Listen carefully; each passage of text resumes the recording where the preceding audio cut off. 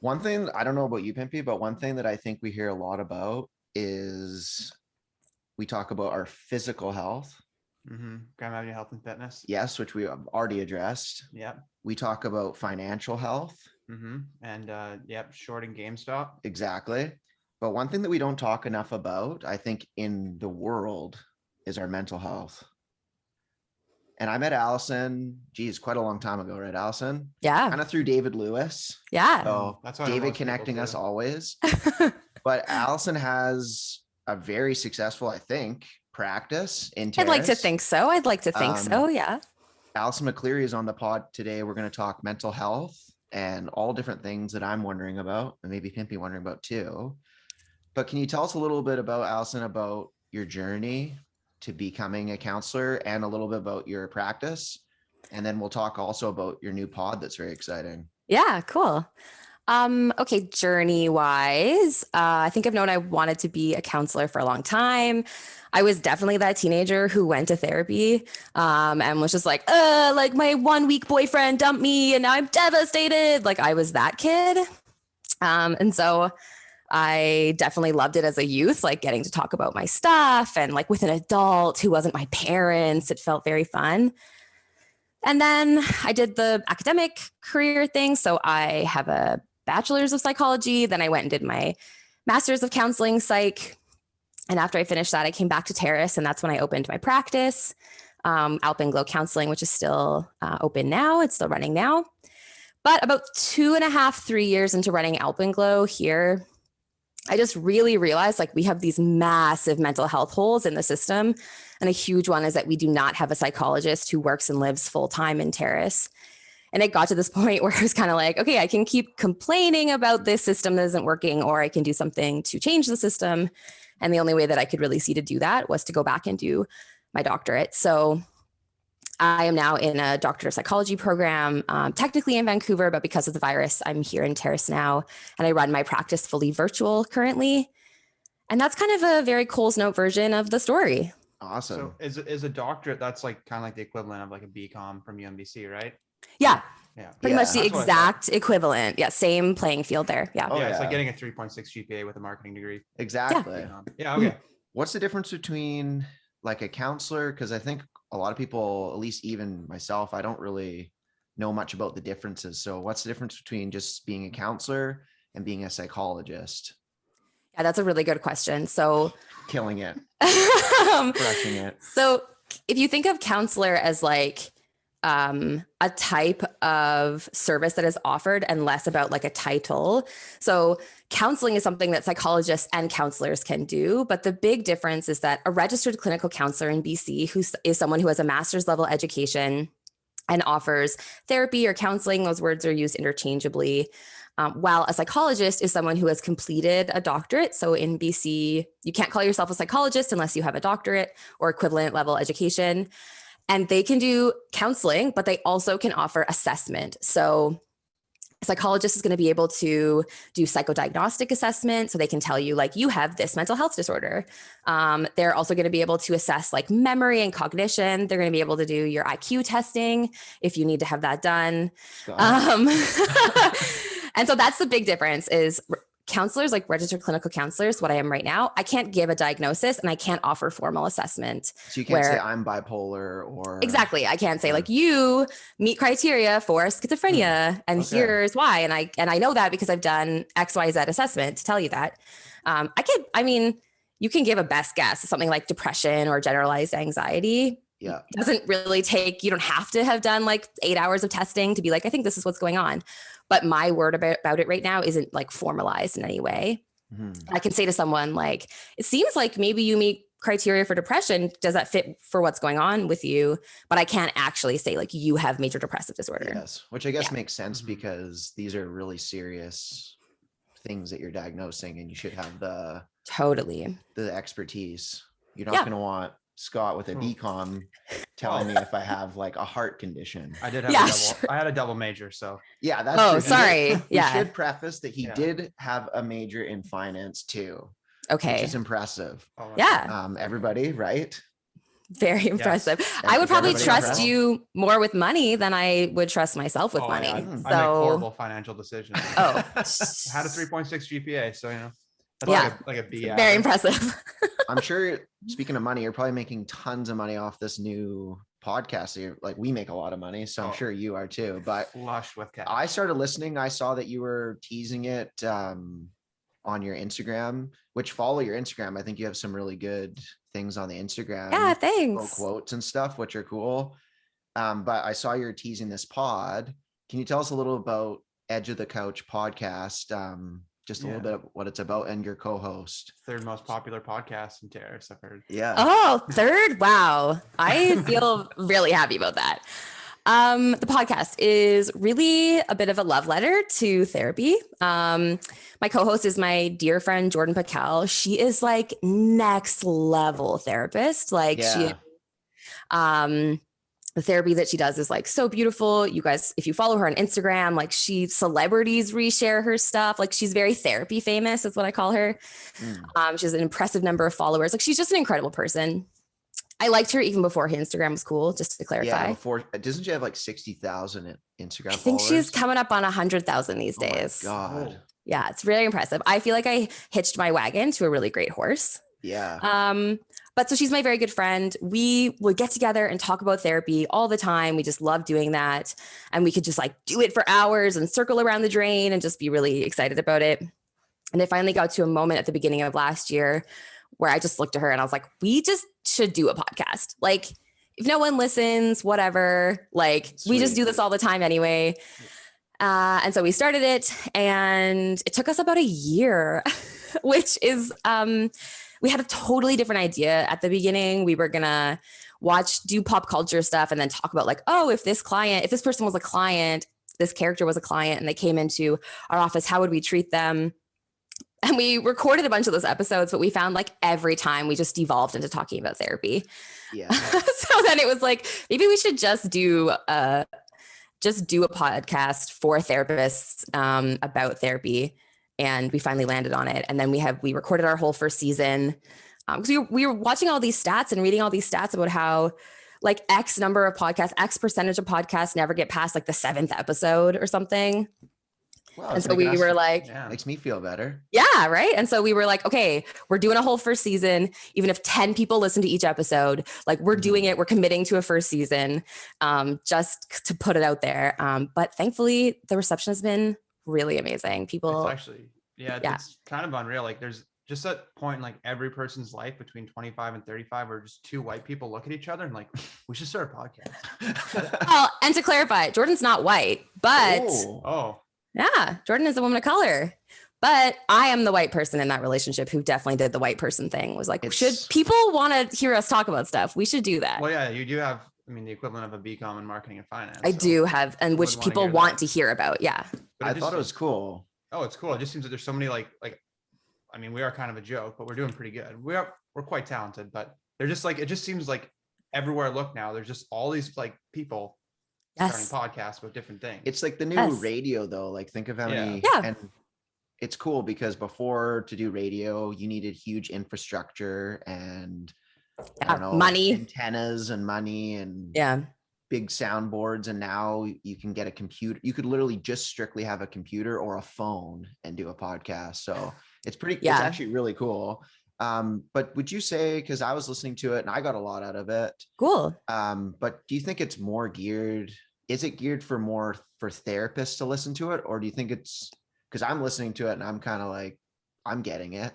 Cool. But I think our overarching idea was that we wanted to, there were just all of these topics when you're a student or you're in a practicum that just feels so like no-go. Like you just can't talk about if you have a crush on your client, which, is scandalous. You can't talk about if you hate your client, they really annoy you. It's like these things that just feel like unspoken.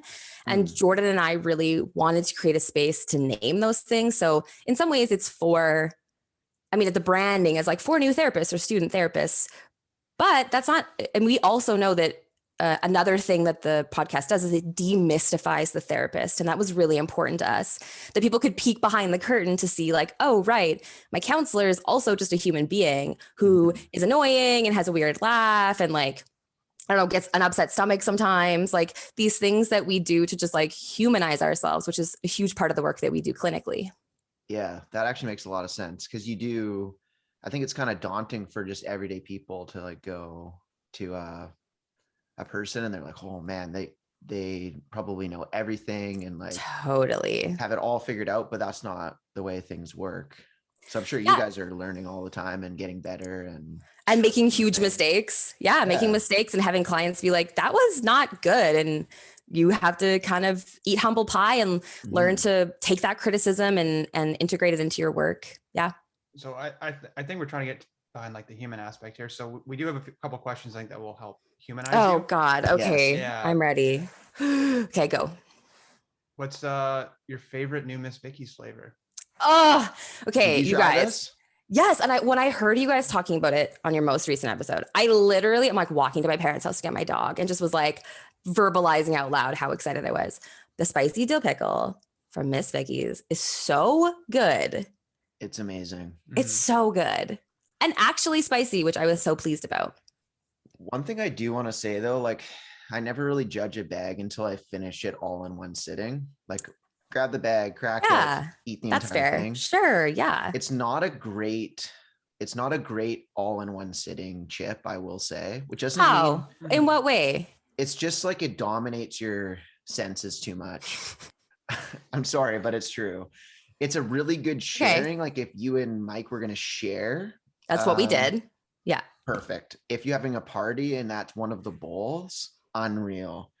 One sitting for like, an hour of just strictly eating chips nonstop until it's done. Not the best, but a very good chip. Yeah, Continue, I would agree with that. I still think jalapeno is the best Miss Vicky's, but it's fair. Yeah, jalapeno is so good. Although we in our home, we are never without a Miss Vicky salt and vinegar. Like it's a staple. It's a like great staple. Never out of our house. So it's like the Beatles of chips almost. Just so good. Burns your tongue. Oh yeah. Love the that. roof of your mouth starts to like, shred. Yeah. Sparkling water too, Allison. Like again, we have to humanize you. Do you like sparkling water? What kind of what kind of flavor do you like?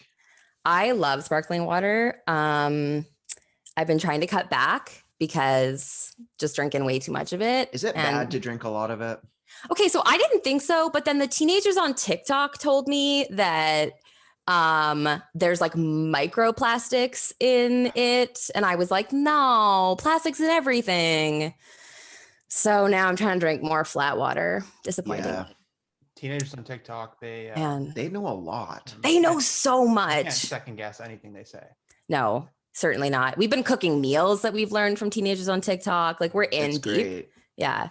But going back to flavors. So I like the LaCroix peach pear a lot. Whoa. How do you pronounce it? Is it LaCroix or LaCroix? Okay, so I think it's LaCroix because when you go to their website, it's supposed to rhyme with enjoy. Okay, then that's the answer right there. My world is entirely fucked now. Sorry. It shouldn't be pronounced that way if you're reading it correctly. Yeah. And then I really like the bubbly. That one I'm not sure about. The pineapple. Have you guys had it yet? No, I have not. Not a massive fan. That's okay. But a bubbly water?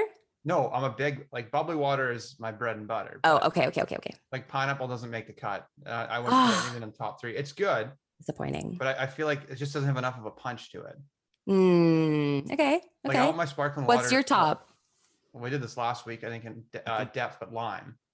Like I want my sparkling water to basically like punch me. Like I want to feel something when I drink it. See, if I'm gonna do a lime sparkling water, I'm gonna make that at home with my Soda Stream, and I'm gonna put like just so much lime juice. And that's why she's a PhD student. Yeah. Fair. That's elite.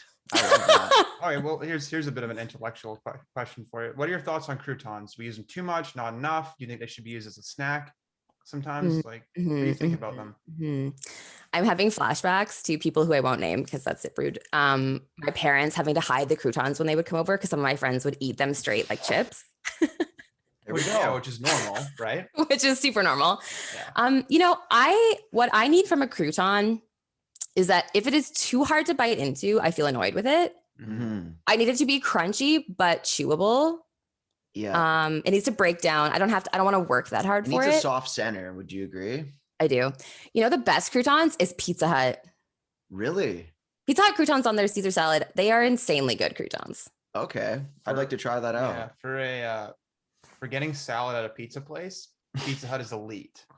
For getting salad from a chain pizza place, Pizza Hut is in like the 1 percentile. Pizza Hut does a lot of things well that they don't get enough credit for. Because if you're their chicken wings are so good. Yeah, that's one thing about Domino's that rattles me. Because when I get a medium 2-topping handmade pan, I would love to throw in 10 jalapeno, mango habanero wings, but they're never crispy. And that does upset me quite a bit. Yeah. I just love a Pizza Hut lunch buffet once the pandemic is over. I just love a Pizza Hut lunch buffet. Oh yeah. I'm bringing all my friends. You do 1 plate of full salad and then crouton the hell out of it. That's no masks, just right shoulder to shoulder with someone digging into the mac and cheese. Yes. Not to talk too much about myself, but when I was in Panama and I was like, the first thing I do when I get home, that's like, I'm going to get home on a Sunday. I'm going straight to Pizza Hut buffet. I want it so badly. And then like 3 days before my flight, it's like, yeah, there's actually a worldwide pandemic now. Yeah. Wow. So you haven't had Pizza Hut lunch buffet for a long time. It's been quite a while. It's just one of those things you just take for granted, man. It really is. Sorry, go ahead. No, you go ahead. I could talk about Pizza Hut lunch buffet for literally hours, but I just want to know, do you think mustaches are a cry for help? And no, I think give me context. No, I don't want. Oh, there's no gray allowed, no nuance. No gray.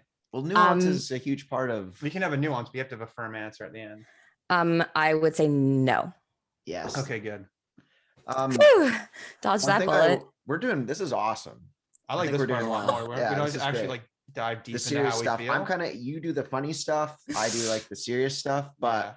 I do think that there is a lot of like stigma around therapy.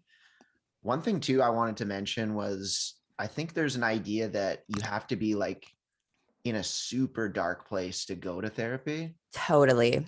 Like sorry, Pimpy, but I will do like just a short personal example. Like when I found out about my dad having cancer, I wasn't feeling obviously good, but I thought like, I should probably go to therapy and just talk about this instead of, I wasn't feeling like super depressed or anything. Yeah. But, so I went and then the guy's just like, you should be focusing on learning about grief and you should be like focusing on, life without your dad, like what it would be like. And this was in October. So just something like that. And he wasn't the greatest counselor in a lot of other ways. Like there was too many times where we'd be like going through and he'd be like, is this a 10, a 9? I'm just like, dude. Yeah. But anyways, that one thing that he gave me, I think is a big reason why I'm able to be doing this right now with you and talking and being open. And that's just an example, but I think people think I need to be, schizophrenic or something to go to counseling or therapy. Totally.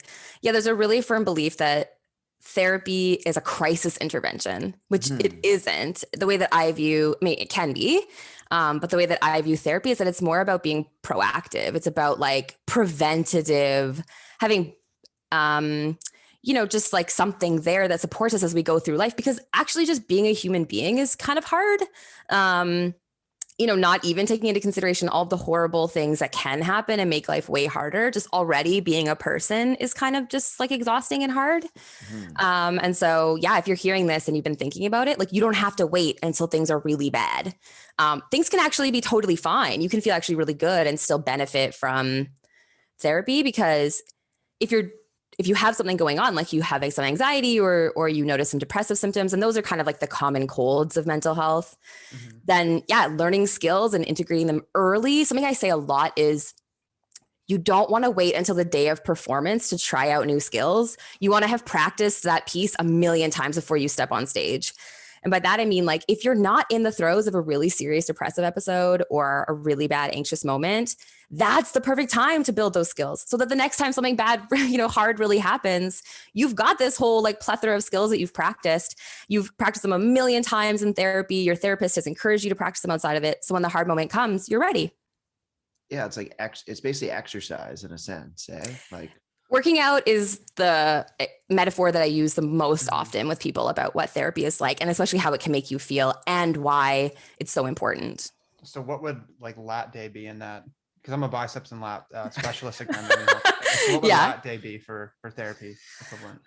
Maybe lat day would be something like, I don't know, like practicing diaphragmatic breathing. So like the most important thing, but it's overlooked. exactly. Sure. If that's what you really need me to say right now, I can say that for Breathing you. is huge. Oh, It is. it's massive. But one thing that I was thinking about too is like I got that opportunity to go to counseling because I have a pretty good job that Yeah. gets me like free sessions or whatever. But like people that are less fortunate, like they might be going through way harder stuff than what I'm going through. Yeah. What are are there barriers? Like how do people that are less fortunate getting this type of help? Man, I feel like you just teed me up for such a moment Here we go. because this is literally what I'm writing my dissertation about, Nice. which is what exactly are the barriers to people living in terrace getting mental health support, whatever they need. So money is definitely a factor. So our counseling is not subsidized by our MSP plan. There is free counseling available through, what is it? Mental health and addictions. You can get government subsidized therapy, but oftentimes their wait lists are really long and you often only get like 8 to 10 to 12 sessions. And then that's it. They can't give you any more than that, in my understanding of it, if that's not true for everyone. I'm sorry. This is just my experience of it. And then private pay counseling, like I charge, a relatively high fee. Although I will say this, I was undercharging for years because I knew that money is a barrier. But Jordan essentially was like, you have to charge what you are worth, Alison. And so that took me a long time to do. But so we have this giant thing, right, where private pay counseling is too expensive for a lot of people. And then the subsidized programs are way overworked. You don't necessarily get what you need. They're short term. You might be on a wait list for 18 months or something. And then there's this whole middle ground where, what do we do with that? And so, and really understanding that it's not up to individual therapists to change the system. It is up to the people who have money, like the government systems, to make accessible therapy. And specifically like therapy for Indigenous communities and really prioritizing that and funding that, housing, I don't know, there's a whole thing, but when you look at the stats, right, like housing is the most important thing for mental health care. Everyone having a home to live in and security and food and water and a basic universal income, you're going to see rates of mental health change like dramatically. Oh, for sure. I think those things are so often overlooked. Like, oh yeah, like they have mental health problems. Like, yeah, they might not have near as many, and it's not necessarily like a traumatic thing in your life. But if you're perpetually stressed about money, where you're gonna get Just your next meal, where imagine you're gonna lay that, your head at right? night. Right. Totally. Yeah, You have exactly. children. How are you gonna feed them? It's just, yeah, it all starts with these, like, think of Maslow's hierarchy of needs, which isn't great, but that we can't really get into. And like, those are the people who come for services. I mean, I'm doing a practicum right now through my schooling, and you're seeing a lot of people who are fleeing domestic violence, and don't know where they're going to get their next meal. And then we're tasked with like doing therapy for 10 sessions, right? Like, it's just like, that's crazy. You can't help this person in 10 sessions. It's Yeah. It's kind of like almost like, you can tell me if I'm wrong here, but it seems a little bit backwards, the overall thing, where it's not that rich people don't have problems, but the people who are the most well off can afford these services, but are least likely to need them. Whereas the people that really do need them can't afford them. And part of the reason, and they can't afford them because they can't afford other basic needs. So it's just like, it's so tough. Such a tough system, and there's no easy fix for it. So tough. Unless you have an easy fix you can share. But I don't have an easy fix, although I talk a lot about, like, I think we have to burn this current system to the ground and completely start over. It's like we need radical, revolutionary ideas to change in order to actually care for the people who live here. I think some of it is we need to have more. I think it comes down to like compassion for others and like not being such a sorry grandma, but like a self-absorbed prick and just thinking that like, well, I didn't get this. It's like, okay, well, let's just try to make everyone have better lives, and then maybe we'll all have better lives. And then I Yes. don't know. It's just, there's a lot of people that maybe could use more compassion, but Yeah, and I think societally, right, we treat poor people like they did that on purpose. And if they could Yeah. just work harder and pull up their oh bootstraps, yeah, and it's not up to us to save them, where No. it's like, I guess I just work from the belief that like all people are deserving of dignity and respect and basic like human rights level amount of housing and food and stuff. So it Take the shouldn't be blinders radical off. to think that. Yeah. Do you think that maybe we're a bit too much like crabs in a bucket? Oh my gosh, 100%. I hear it even in therapy, right? So I work with a lot of I used to work with a lot of children when I was face to face, and now I work with quite a few youth. And you hear it from parents. They'll say things like, well, I did that and I turned out fine, or, well, I never had that and I had da da da da. It's like, right, just because you suffered, which is horrible, you shouldn't have. Someone should have taken care of you in a better way. Doesn't actually mean that we should all have to suffer. Shouldn't you know that that suffering is actually super unfair and that we want better for the next generation to come? But there can be a bit of a like, well, I never got it, so why should you get it? Exactly. We didn't have seat belts. Like, people need to remember that. Yeah, and just everyone doesn't know you put crabs in a bucket. The crabs that are going to get free from the bucket, the other crabs will just rip them down. Yeah, which is such a bizarre. Wow. I didn't know if she would get that or not. Oh, I got it. Yeah. Yeah, no, you did absolutely. I was just trying to throw something like out of left field. So no, Kyle didn't get it. I have no idea what I- you're saying. I'm like, Did you not? Oh, I yeah. have I no know. clue. I I'm know not that crabs in a smart. bucket. Yeah. Gotcha. I honestly just watched crabs in a bucket for hours, so very well versed. one thing we were talking about top 5, and anyone that's watching this on anyone that's watching us on YouTube, because we're gonna put this on YouTube, Alison, if you're cool with it. Oh, good. Well, thank God I wore the jersey. I know, looks Whew. awesome. Yeah. But behind us is Tony Soprano and his Yes. therapist, Dr. Melfi. Yes. And Mhm. we were thinking of doing a top 5 with you about top 5 like fictional therapists, and you said, I don't really like therapists in movies. I was wondering if we could get into that a little bit and Sure. see like why don't you like it? Maybe what do they get right? What do they not get right? Because Oh my goodness. I would say majority of people, unless their parents are therapists or they have went to therapy, they probably use the TV and movies as what they think therapy is like. So Yeah, Totally. exactly what I thought. The fact that you're not wearing a pantsuit and there isn't like a leather couch you can lay down on comfortably is it's it's actually really freaking messing me out. up.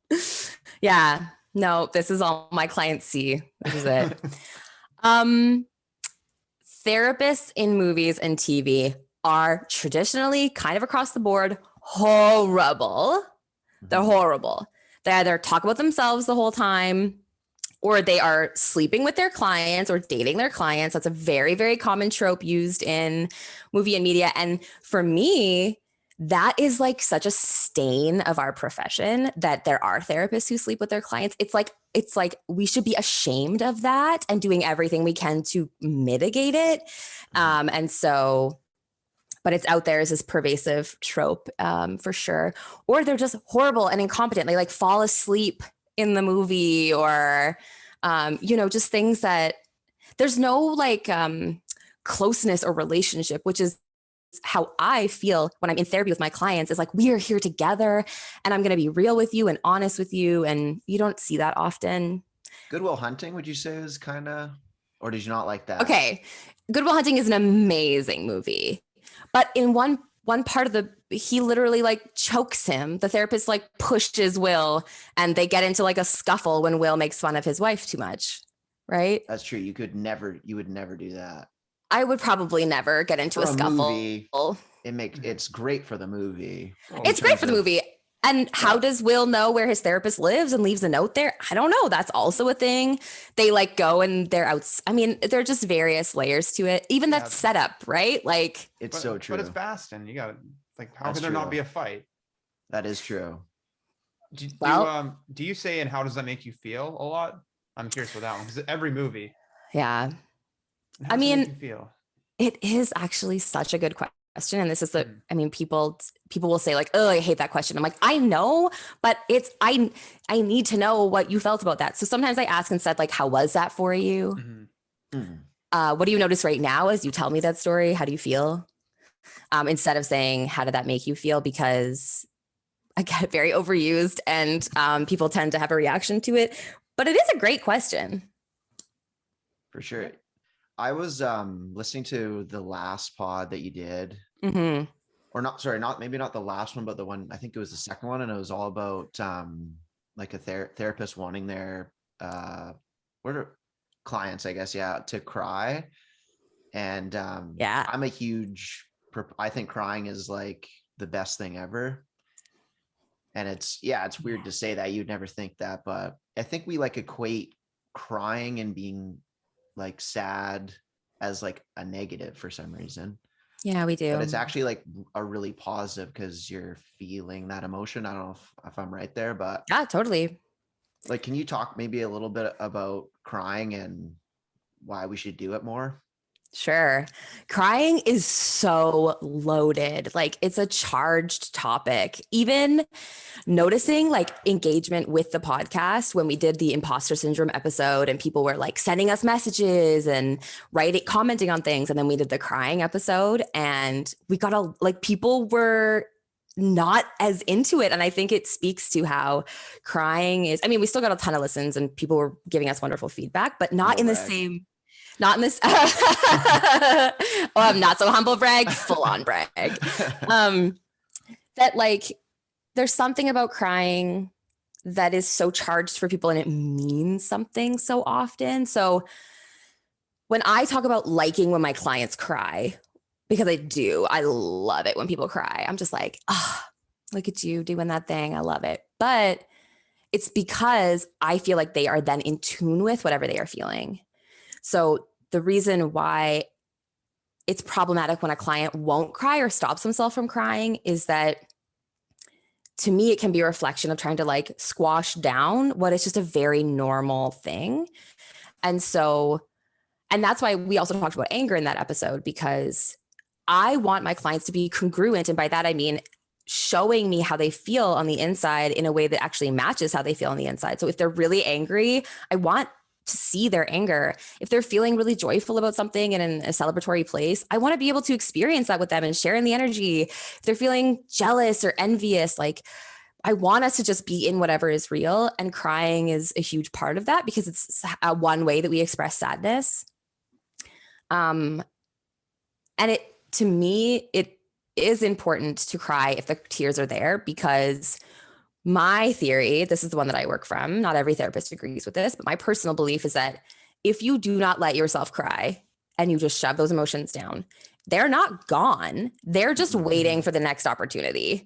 And the next opportunity is often one that's not great. It's like your boss is mad at you, and that's when you get super emotional, or you get super drunk, and then all of a sudden you're like crying.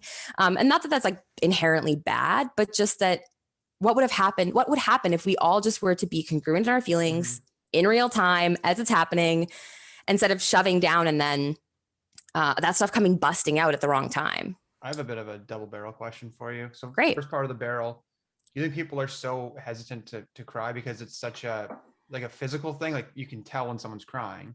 Like if someone's mad, they can just maybe smile through, but crying is such a physical, you can't hide from it once you're doing it. You think that's part of the reason? And the second barrel of that question is, Kyle, why the fuck do you have 780 unread emails in your inbox? I just don't care. I just don't care. Like, I just live in this way where I'm like, if something doesn't really, it's just too much work. Doesn't affect my life having these. It's all junk too. Anything that's gives me anxiety, I look at. Holy shit, that should be filtered. Anyways, at Alison? Work, I do filter them. Just to let you guys know. Anyways, continue, Alison. Sure. So I'm going to talk about the first barrel because I know less about the second barrel of the question.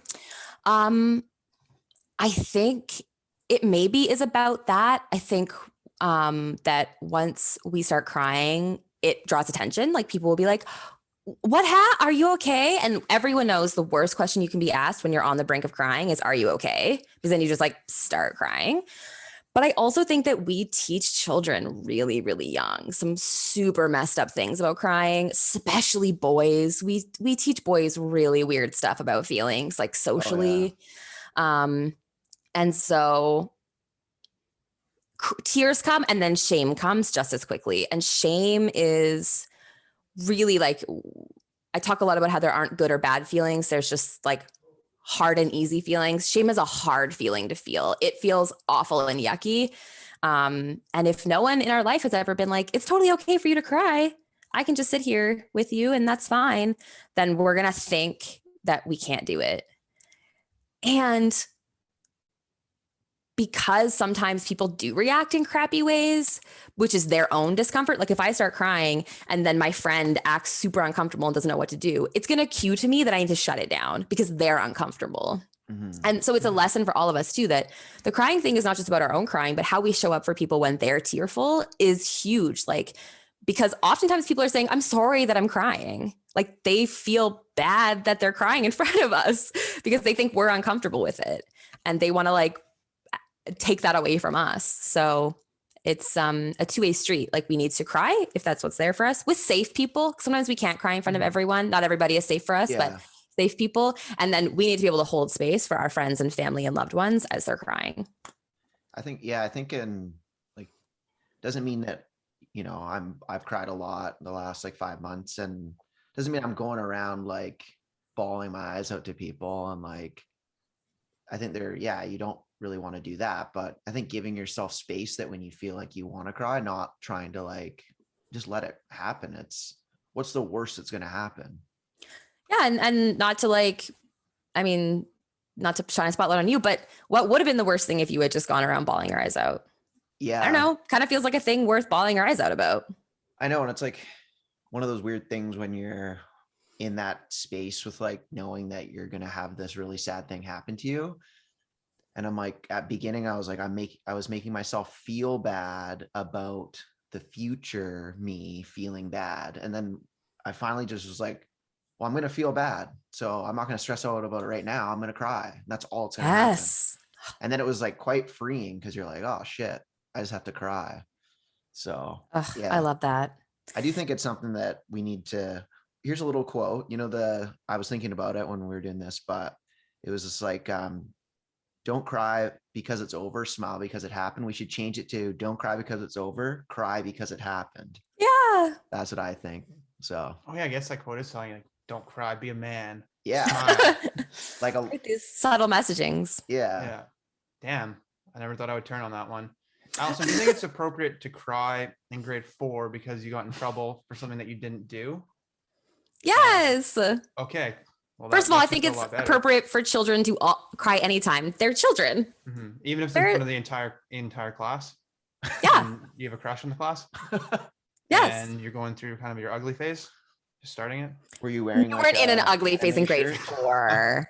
Probably said flames and like button up. Yeah. The flame button up is just everyone little tips. One. Yeah. Oh, so tough.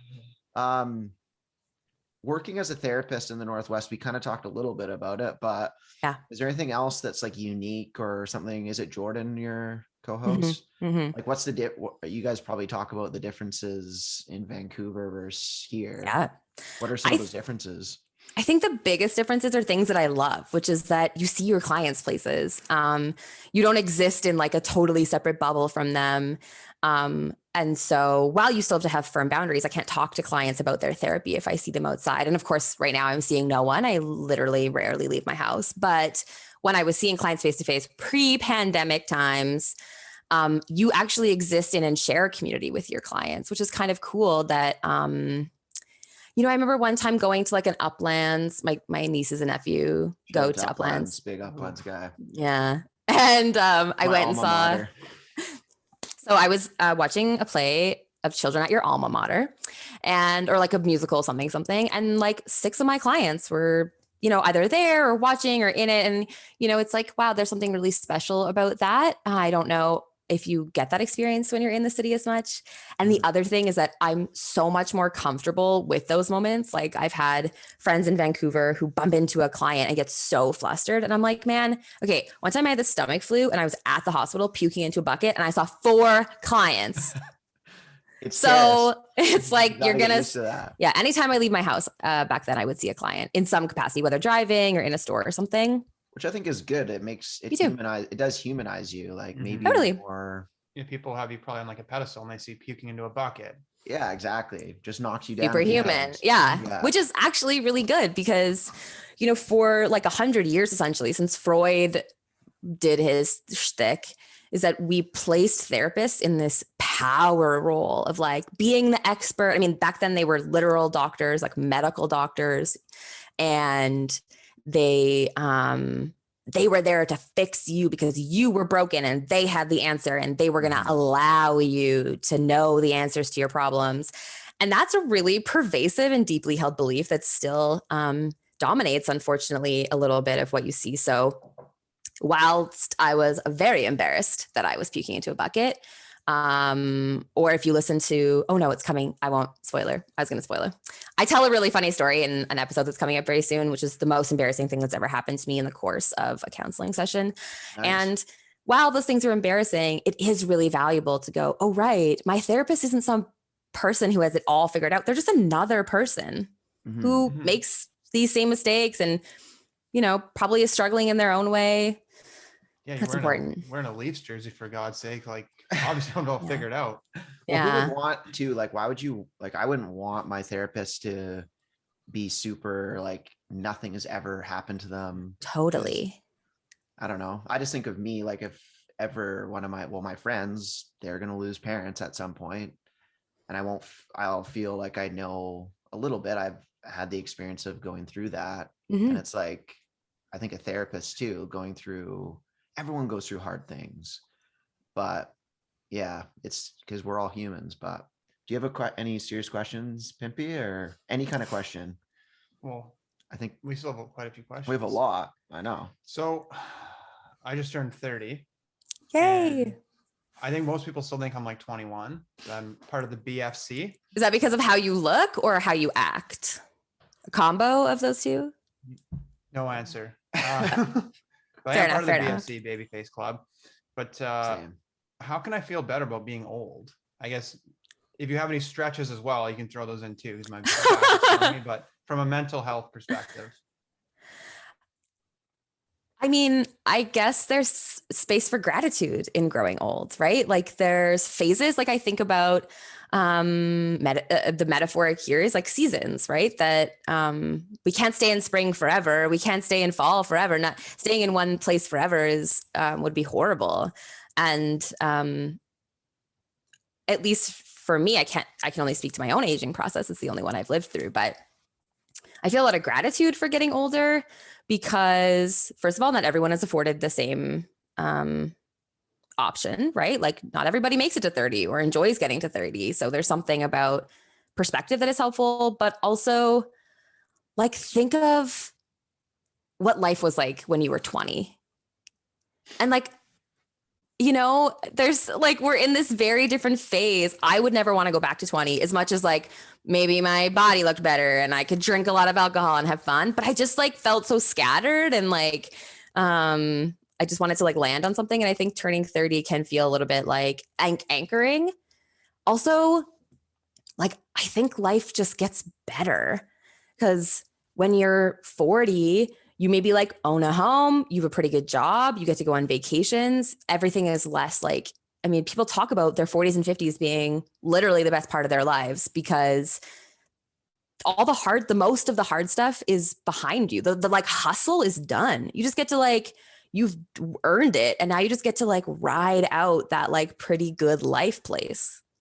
Interesting. Yeah, when I was 20, I would be probably close to blanking out at the generator. So yeah, bit of a toss. But look at where you've come. You have lots of hobbies. You have lots of friends. You have a great mustache. Great mustache. Yeah. Your looks haven't gone out the window yet. I've actually I was cultivating mass.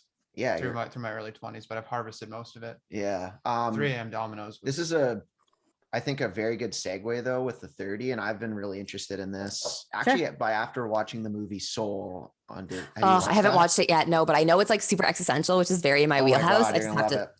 So the question, it got me thinking about it, and like I was in the space of like thinking deeper about life and stuff, and kind of the main theme of, I won't give away too much, but the main theme is just like, are we too focused on our purpose, on like a purpose and like having success, or thinking that this one thing is what we're destined to do? Yeah. And then is that maybe damaging on us or all consuming? Because I think that like what you said about when you get into your 40s and 50s, you can just enjoy life. But I think a lot of people maybe don't, because they think I need to get this next thing, or I need Totally. success to show I'm worthy or whatever. Like, do you see that a lot in your Oh my work? gosh, you see it so much. You can watch someone who, like, say, has struggled with anxiety, and then they learn all these skills. They're not struggling with anxiety anymore, and they're coming to therapy being like, what's next? I'm like, this, like, just Yeah. enjoy it. I talk a lot about like, if we've been on this canoe trip in this ocean for a long time and we finally get to an island, you get to actually just stay and enjoy the island for a bit. But I also think that when it comes to purpose and meaning, which are huge parts of the work that I do, so I love that we're talking about it, people get very cognitive. They get up here and they get into like a very like disembodied place of like, okay, what does success look like? It's this and this and this and this and this. But if you come into your body is a really great indicator and clue of what does feel meaningful and purposeful to you. Like, who are the people that you feel best around? When are the moments that you feel best, like feel in your body best? And I don't mean like healthy. I mean like content, peaceful, calm, or excited, buzzing, joyful, those types of things. And so, yeah, if we can separate ourselves from like what society tells us matters, which is like money, status, ownership, capitalism, these types of things. Button down J.Crew shirts. Yeah. Mm-hmm. Flame shirts if you were ever in grade 4. Exactly. And 5 and 6. And 5 and 6 into maybe adulthood. If you come instead into like, what actually makes me feel good? And this is where the connection between feeling your feelings and meaning and purpose are actually, it's an intersectionality, because if you cannot feel your feelings and you're not connected into what is going on in your body, you're not going to know what brings you joy and what feels good to you. And so because that is how we figure it out. We have an embodied sense of something, or felt sense is what we talk about in psychology a lot. There was something else I was going to say. It may have fallen out of my head. Yeah, if we're in this cognitive place. And I think that constantly thinking about meaning and purpose is actually just another way to stop being present. Like, we think we're doing the work, but we're actually just distracting from maybe the tough stuff that we have to look at inside. And so sometimes just coming into our body is like an invitation to slow down and go, right? Purpose and meaning is not this giant thing. It's like, what do I need out of today? What feels purposeful and good today? Who are the people that I feel awesome around? You talked a little bit in a very similar way when you talked about hope, Kyle, in one of your episodes, right? That hope can feel like this giant thing, this like hope for bigness. But actually, when we bring it in and we make it much more us focused and much more here and now focused, like, what do I hope for today? We actually can be present. Yeah. It's like, definitely, I think a lot of this sort of a little bit of it, or some of it's like kind of rooted in like a lot of it's mindfulness and totally like, presence. Yeah. It's so hard though, because, I don't know about you, Scott, but I just think like you're just in the rat race of like life, and it's sometimes hard to like sit back and, yeah, I think we're almost, and not ever, maybe some people really love it, but I think we're almost too focused on what everyone else views as success versus what we actually believe. And maybe what we believe is that, and that's fine, but yeah, success, I don't know. And I only have a BCom, and a BCom exactly, right? from Canada's second largest university. But I don't know, I think we get in our head sometimes that we're just like, we're special, or we should like shoot for the stars. You don't have to shoot for the stars at all. You can shoot directly into mediocrity and just have a couple of hobbies. And as long as you're happy, like, who gives the literal story, grandma? Totally. That being said, this will segue nicely into our next section. Social media. Like, I can sit back and I can be like, I had a good day. And I'm like, wow, I don't know a boat though. Not like my friend Garrett Dobson. Like, damn, I'm jealous of him in a soul patch. So, but like, social media, do you think it's really screwing up our mental health? Because there's so much where we're looking at what other people are doing, and we're also sharing what we're doing, and we don't share the bad. You go on someone's Instagram, they're never going to have a photo of them crying. It's only like, yeah, here's me last year at Bali. I had a four-star hotel. Totally. Look at the appetizers we had. Yeah. I mean, again, there's like things that intersect, but I think I don't think social media on its own is like this poisonous thing that is so horrible. But I do think that we need to use those types of things with intention. And by that, I mean, like, when you're looking at that picture of a celebrity, remembering that, that picture has been edited, or their body has been edited through surgery or makeup skills, or, when you look at it and then you compare your blooper reel to their highlight reel, it's really easy to be like, I'm not that good. But it's because you're comparing a blooper to a highlight, which is just what we, shouldn't do. So I think using social media with intention is really important. And I think teaching young people about what is actually going on social media is so important, because I am, first of all, so thankful that social media did not exist when I was a teenager. It would have been so problematic for me. I just would have, it would have been horrible.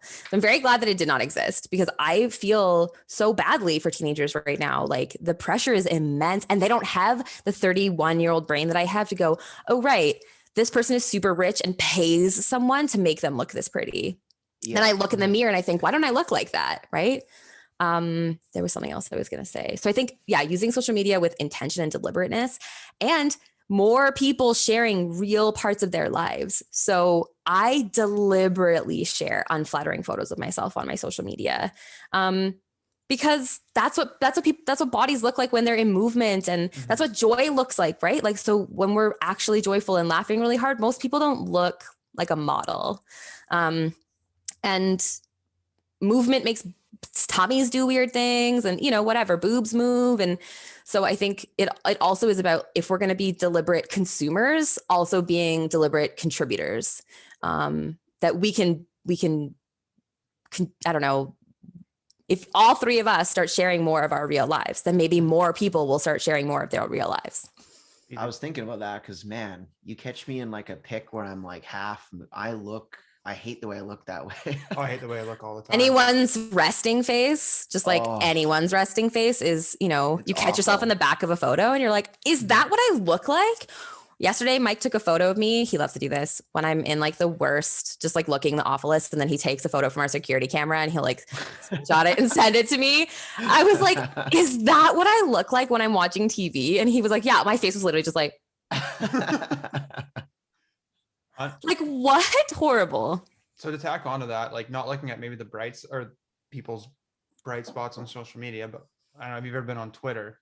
Sometimes I read a Twitter thread on something. It's like, hey, we're going to do this good thing to help people. And then you read the replies, and I need a shower after because it's just so disgusting.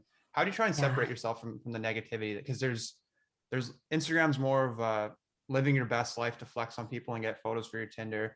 Whereas Twitter and YouTube are more of like, there's some good stuff in there, but there's a lot of just racist cesspools going on. So how do you separate yourself from that? That's such a good question. This is, again, coming into your body is going to be huge. So people often consume so much of that before they realize that they're feeling really messed up about it. And so catching yourself really early, again, being intentional and deliberate, like I'm going to read this until I get upset. And then I'm just not, I know it's easy to get really pulled in and like, oh my God, this is so horrible. But actually it's kind of like soul destroying. And so setting boundaries with yourself is big. Also, I just have a thing where if someone's not willing to say that thing to my face, then I don't care about their opinion. That's easier said than done, but it's like, what does RuPaul say? If they're not paying your bills, don't pay them any mind, right? Like, it's like, if you're not gonna help me in any way, make my life better, then, but frankly, I don't really get many negative comments because I don't put a lot out there that could potentially be like made negative. But yeah, YouTube bad, Twitter bad. Bad. And it's not necessarily like people attacking me. I only have 227 Twitter followers, so I don't really get a lot of traction usually. Wait, was that a humble brag? That's pretty good for Twitter from a guy from Terrace. Not too bad. In his there 30s. we go, so. But if you see like an AOC or a Biden tweet or a Trudeau tweet, and you just read the replies, you like just don't even look. It doesn't matter who it is. Yeah, they're all over the place. I didn't plan on getting political, but I do think that like in the States at least, or even people that are more like right wing or whatever, don't maybe believe in the Human trends rights, that we're seeing. evolution. But part of me, I don't, I used to think like F those people, they're scum, blah, blah, blah. But I've been trying to think differently about like why they think that way. I think if we did that more, okay, this person just called this politician something horrible. Why are they doing that? Like, are they just horrible? Or, if Trump supporters, if people voted for Trump, they're racist, horrible people. Some are, but if 75 million Americans voted for him, I do not believe that 75 million people in America are scum of the earth people. But there has to be a reason and I think social media is a big part of that, of getting this like kind of mob mentality. I don't believe if there was a person, in the street needing help, that these people wouldn't help them because they're a certain skin color or whatever. I just don't want to believe that we live in a world like that. And I don't think we do. Well, that's the thing, right? So again, it's all about if a person, like how they show up face to face. So yeah, probably a lot of people would stop and help someone on the side of the road. But if you are voting to hold up systems that oppress other people that don't look like you or seem like you probably don't think you're a racist. You probably don't understand that you have bias. And you're probably a person who says things like, I don't see color. I don't care if you're green, white, brown, purple, right? Yeah. That it's still problematic behavior, because I'm actually really glad that we got political, because there is an enmeshment of mental health and politics, right? Who is in power has a direct impact on services that are being provided.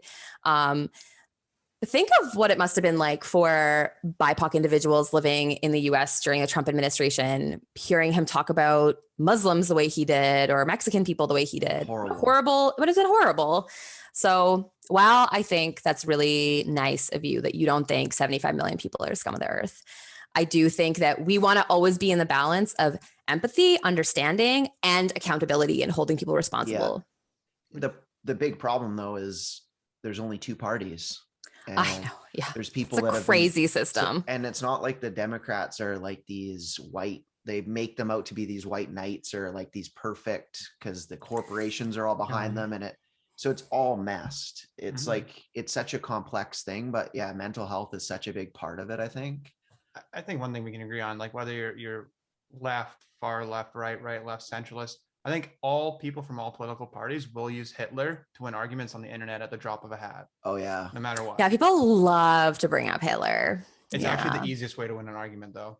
And it doesn't matter, because like right-wing people are using it, left-wing people are using it. Everyone uses Hitler to win arguments on the internet, and they don't hesitate. Just don't talk about do you guys talk about Hitler that often? I don't talk about Hitler very often. I only think of him when it's like in a comedic, like they're Jojo Rabbit, like Jojo Rabbit. Use him in comedy, like, because I love he's a horribly disgusting, horrible things, but I love just like shitting on him in a comedic way. It's so.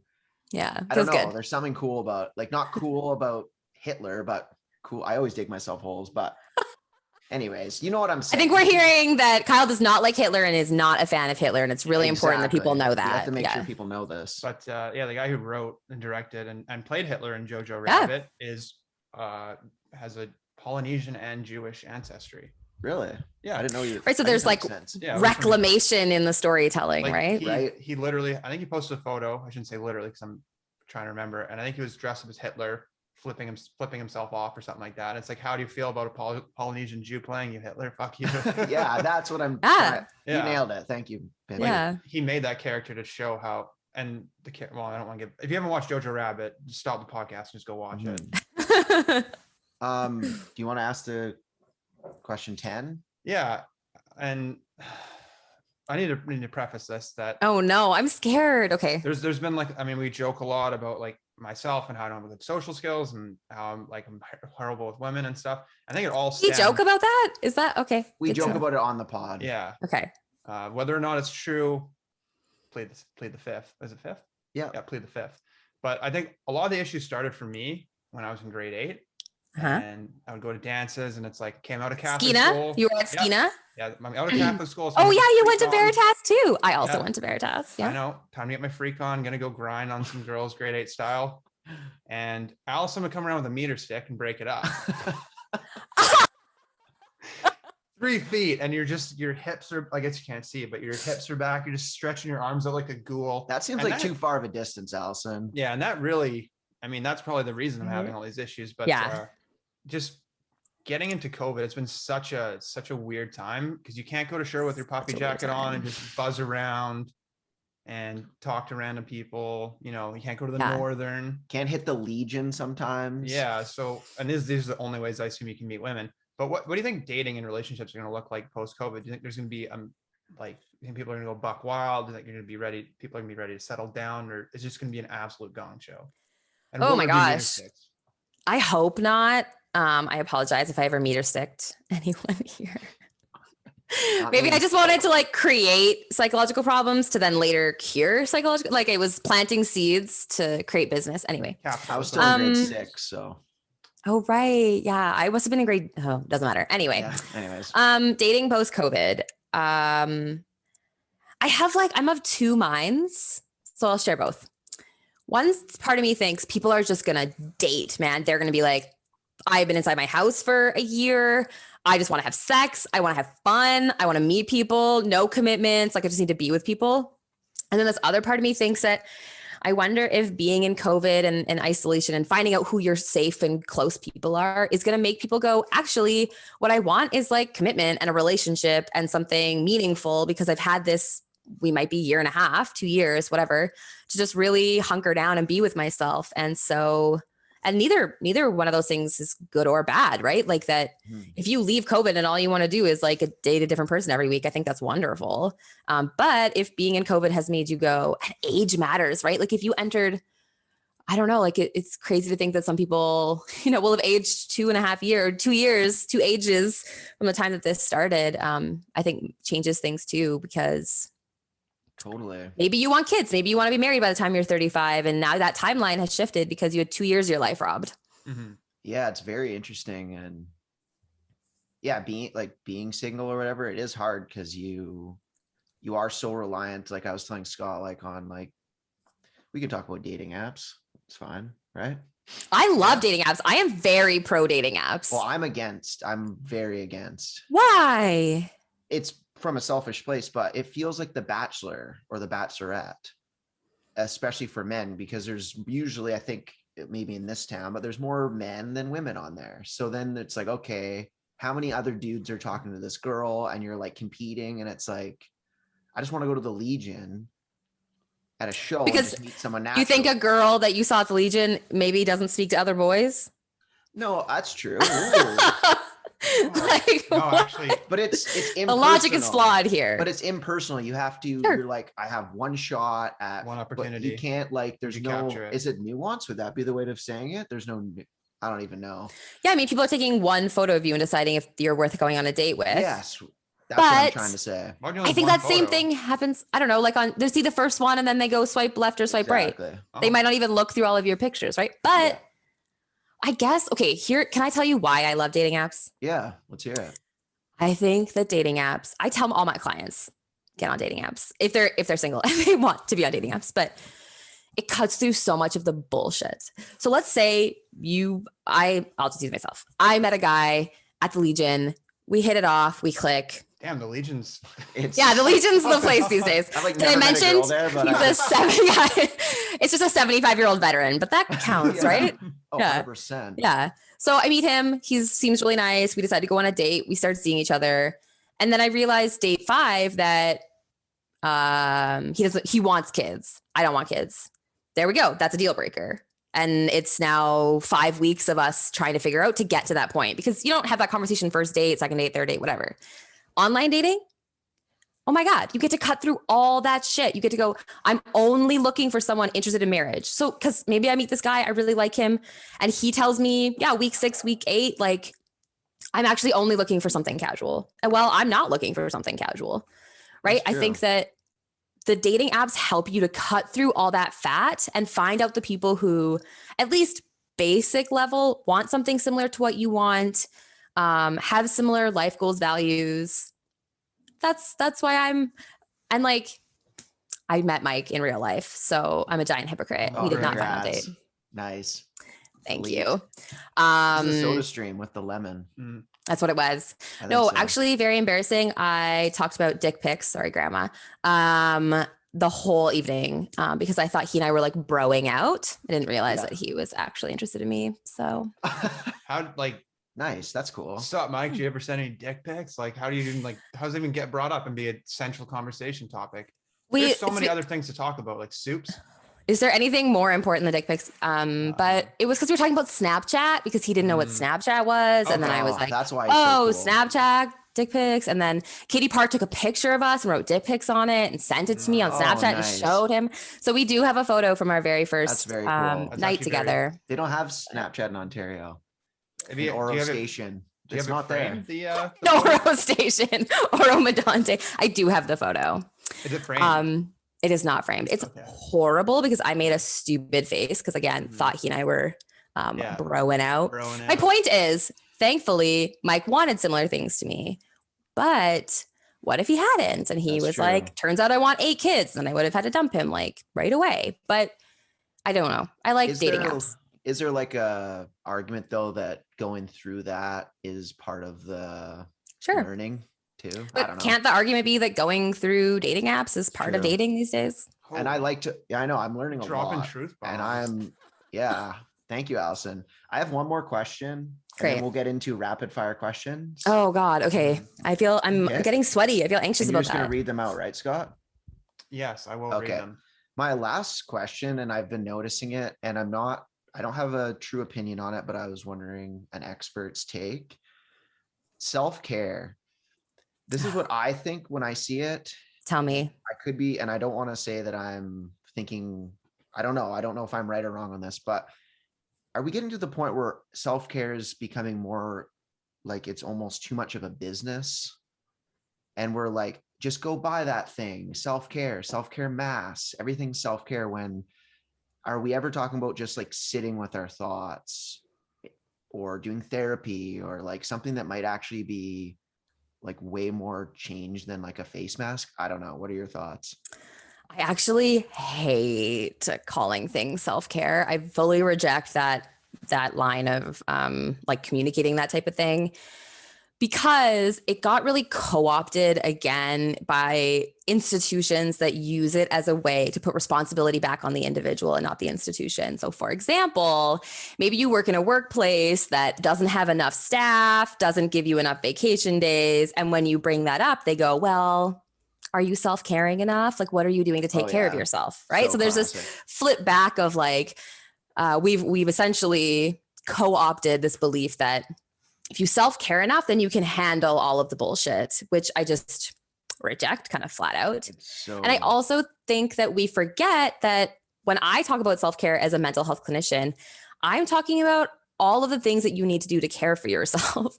And I almost imagine it's like, self-care is what you have to do for your inner child. If people like inner child work, which not everyone does, but there are so many parts of self-care that are really boring, like paying your bills or stretching, which like you don't want to do it, but you have to do it. Going to the dentist, like these things that no one talks. Everyone thinks like face masks and bubble baths and like, I don't know.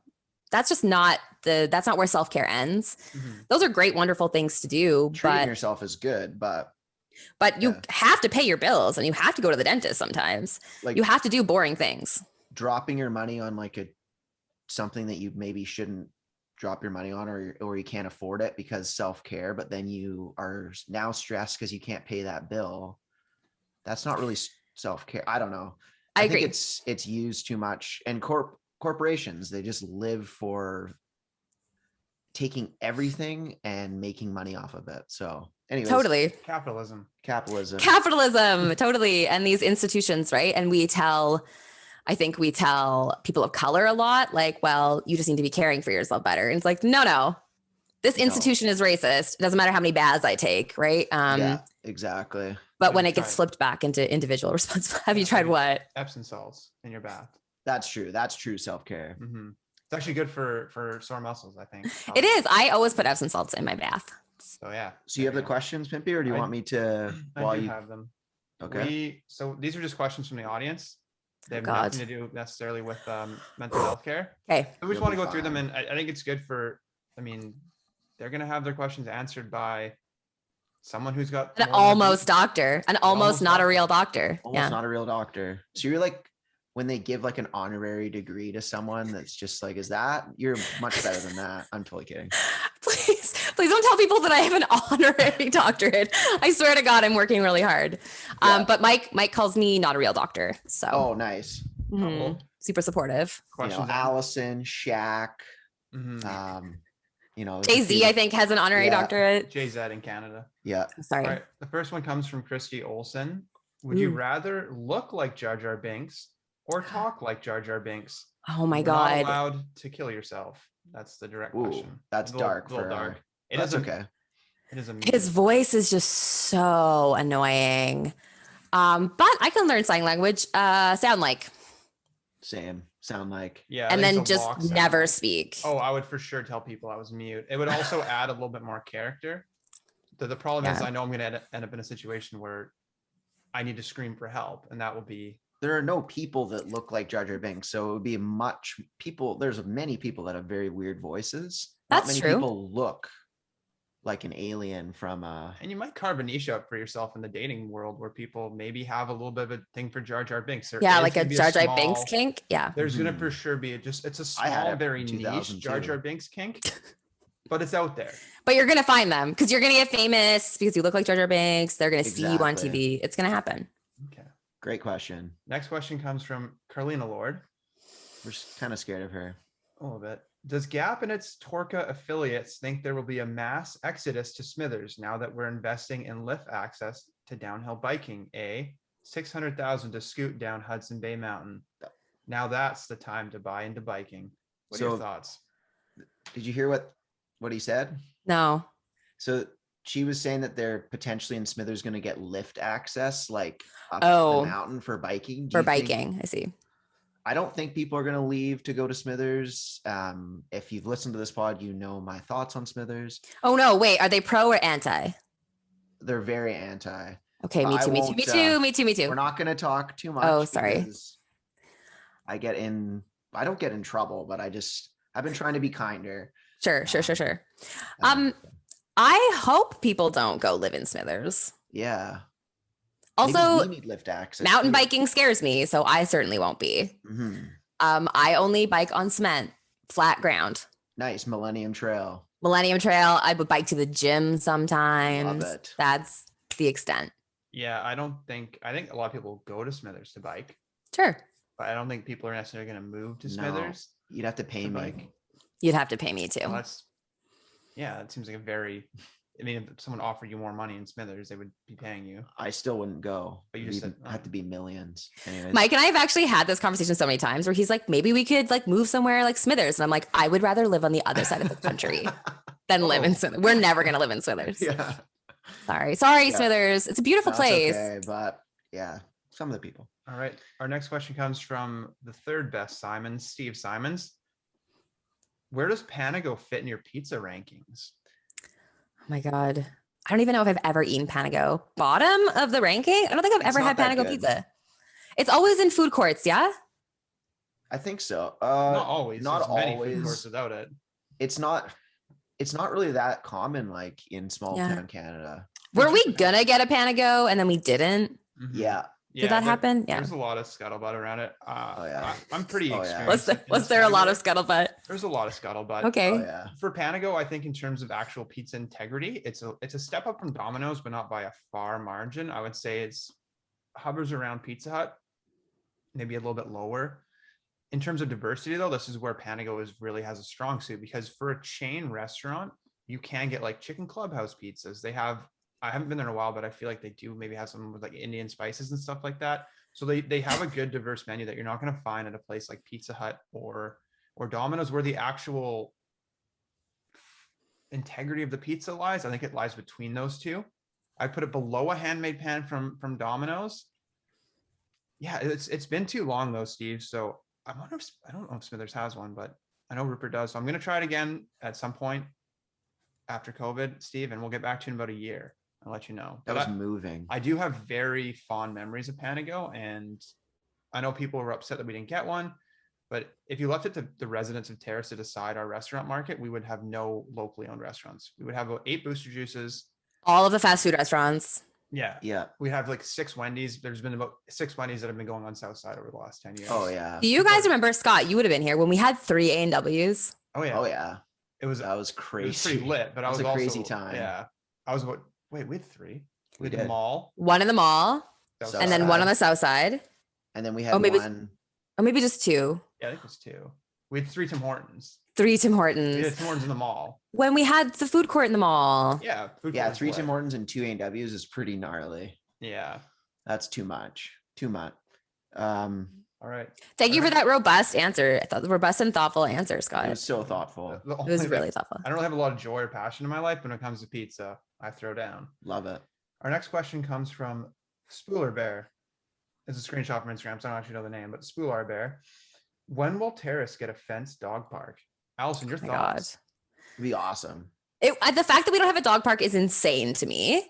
Especially because people yell at you if you have your dog off leash and get all fucking riled up, which whatever, it's their right to. The front of Skeeta is like the perfect spot for, they don't use that whole front chunk that used to be right in front of the school. Yes. The children's don't use it. No one uses it. No one uses it. And people take their dogs there anyway. I hope soon, but I bet never, because I don't really know how great our government runs in Terrace. Yeah. Oh, throwing left. No, hooks. I'm in full. I love it. The amount of things that we do I go, why do we do that? Or why do we do that? But why do we, I don't know. I don't understand why we don't have certain things. And then every other town has it. It's like, it's so funny dating someone who's not from Terrace. First of all, he gets super annoyed because I talk about where things used to be all the time. He says it's a Terrace thing where we say like, oh, it's across from where the co-op used to be. And he's like, I don't know where the co-op was. Anyway, but also he's like, this is the only town I've ever seen where the river is not, like the city wasn't built around the river. Yeah. And so he's always like, the nicest property in town is where Walmart is. How did Walmart get the nicest property in town? And so I feel like it's kind of this funny thing. We're very industrial downtown, which not a lot of places do. Yeah. It's pretty sweet though, because we don't have an indoor climbing wall that's open to the public, but we did have Brawley Square for a while. So there's always that. Oh, Brawley Square. Like, I don't understand though why we don't get the same level of like recreational facilities and stuff, but it's very confusing. It's the same. Unfortunately, the only way to get it changed is for people to run for council. Join government, totally. So, Kyle, you could be our mayor. Well, that's been a running joke for a long time. But to be honest, I thought I did, but then I thought thinking about just enjoying the now, and I think that job meaning, purpose, right? I'd like to volunteer, maybe do counselor when I'm like retired. There you go. But not while I'm in my late 20s. Fair enough. Too much life to live, Pimpy. More of an early 30s thing. I have a podcast to run. Right. Our next question comes from, I'm not sure who this is, B Stella 9. He asks, if olive oil is made from olives, what is baby oil made from? Babies. Exactly. It stands to reason. Babies. Baby olives. Baby toenails. Ew. Okay. Bryce _Roy asks, thoughts on the mythical Bigfoot? I think it's not real. I don't know why you said mythical, because it's obviously real. So I'm saying it there. I kind of want to live in a world where maybe Bigfoot exists. We don't know everything, I think, and there could be a Bigfoot. Bigfoot, I think, would be pretty chill in terms of mythical style creatures. Oh, for sure. When have you ever heard of someone getting like beaten up by one, right? Oh, never. Also, the teenagers on TikTok have also taught me about like cannibal groups of people living in forests, and if they exist and the teenagers are telling me that they do, then maybe Bigfoot does too. Wow. I think Bigfoot would be on our side. Actually, I think I just Bigfoot don't. would He just doesn't care. He just like lives. They talk about purpose and meaning. He's just living the dream. Yeah. Bryce _Roy. I think Bigfoot, the big feet. Sorry, they will emerge one day when they realize the destruction that we've done to Mother Earth, and they will seek retribution against those responsible. Yeah, like a Planet of the Apes type thing. Mm-hmm. Executives at Shell, dead. your days are numbered. Yeah. Big feet coming for you. Can't Complaina asks, Sneaky Pete or Sherwood Tallboy after a POW day at Shames? Sneaky Pete's short for Sneaky Peter. You don't ski, right? I don't ski or Allison? snowboard. No, Oh my I don't. God. Brutal. I know you guys are gonna hate this. I like to be outside, but I do not like to recreate outside. So if That's there's totally fine. equipment necessary, then I won't do it. That's okay, Allison. I went skiing for the first time in like 15 years yesterday. So How was it? Are you it sore? was awesome. I'm actually not that sore, surprisingly, but it was really, really fun. And we had a Sneaky Pete. So we're actually experts at this. Yeah. For lunch, we had probably maybe too much to drink, but we had a Sneaky Pete, which was For great. lunch. And then we also had a Tolly, or not a Tolly, but a pint of Sherwood. So I would say Sneaky Pete is the better choice because you can get Sherwood at many other times. I'm gonna go ahead and say Sherwood beer after a POW day because I feel like I need the crispness. But during the day, I think a Sneaky Pete's better. It warms up because it has almond milk in your it. guts. They wouldn't Ooh. serve it with oat milk. I was chastised, but Yeah. I thought oat milk was trendier right now than almond, but apparently I'm wrong. Sorry, Ben. Ask the teenagers on TikTok. They know everything. Yeah, we'll well, find out. I'm Ben- gonna ask my yeah. sister Marley what she thinks. Ben Reinbold's my source, but apparently teenagers on TikTok I should be asking instead. They know everything. Tom Metcalf, who's our correspondent from Montana, asks, should I have a muck boot party this weekend? A muck boot party. Dude, some of the stuff Tom talks about, like he's from another world, okay? Also, should we be having any type of party right now? Probably the answer is no, unless He's that's the from thing the I don't States. understand. He's Yeah, from the States. There's no An COVID even there. harder no. There's no COVID there, Allison. Montana was liberated many months ago. Were they? I don't know, actually. Okay. Yeah. Well, He is having a muck boot party, but it looks like it's just him and his wife burning stuff in the yard. Oh, So okay. Is that what a muck boot party is? I have I no idea. I guess. was hoping you would know with your advanced well, we got to get him to education. call in. What's the Didn't point learn of- that in my doctorate degree yet. Well, Oh, do we have any more questions? Or? yeah, obviously. Oh, You guys have so many. We Okay. have a veteran move, a rookie mistake from Storm Carroll Photography. Chairlift beers, veteran move, rookie mistake. I think that would be technically a huge veteran move. You're probably not allowed to do that, but I think it's a huge veteran move. Sometimes doing illegal things can be veteran. They don't harm people. Yeah, it's extremely badass. Yeah. I haven't done it myself because Would I don't love like to. breaking any rules. I don't like being in trouble. I feel Yeah. great shame and disrespect to my household. So I wouldn't do it, but I think it's badass. Good to know. Is that it for questions or? I hope so. I'm sorry if I missed any. I don't see very well at my old age. Well, Allison, we thank you so much for coming on. Thanks for having me. This Like, was I hope that It awesome. was good. And hopefully some people listen to this. There's only like 3 people that listen, but hopefully the 3 people, my grandma and like my 2 uncles, And the person from Poland. really enjoyed it.